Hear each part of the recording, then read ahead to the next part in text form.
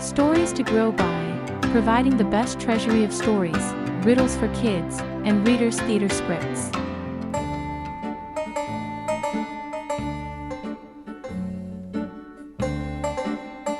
On a warm summer day, a small black ant hurried along the edge of a bubbling brook.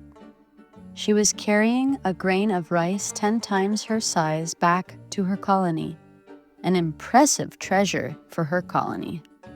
The ants had been working since sunrise, gathering food before the autumn winds arrived. "The queen will be so pleased with this find," the ant thought with a smile.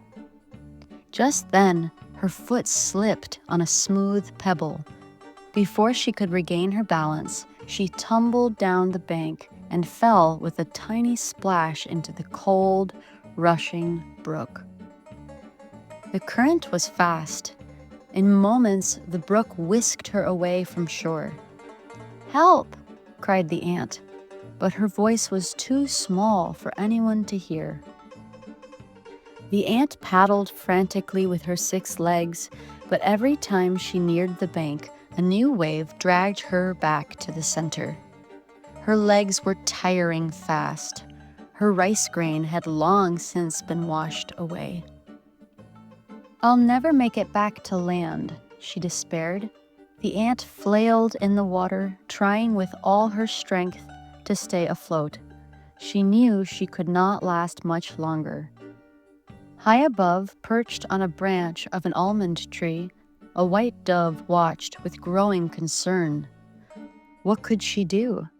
The dove scanned the ground and she noticed a long, sturdy blade of grass. At once, she swooped down, plucked it with her beak, and dropped it right beside the struggling ant. "Grab on," the dove cooed, not knowing if the ant could hear her above the rushing of the waters. Yet the ant saw the blade of grass fall beside her like a lifeline. With her last bit of strength, she grasped it tightly with her front legs. Clinging to the grass, the ant held on for dear life as the brook's current pushed the blade toward shore.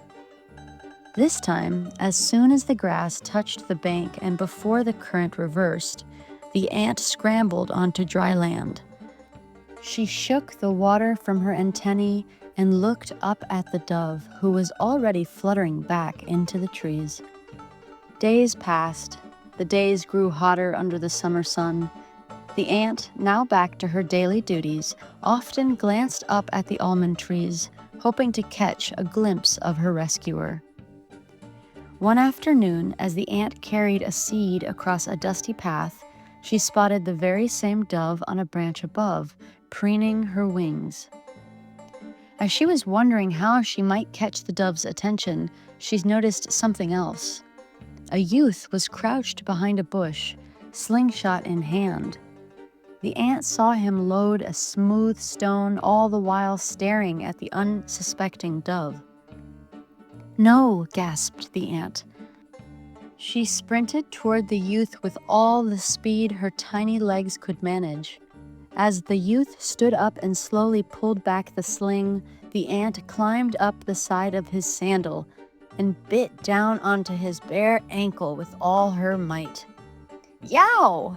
the youth cried out, dropping the slingshot as he stumbled back. The stone bounced harmlessly into the grass.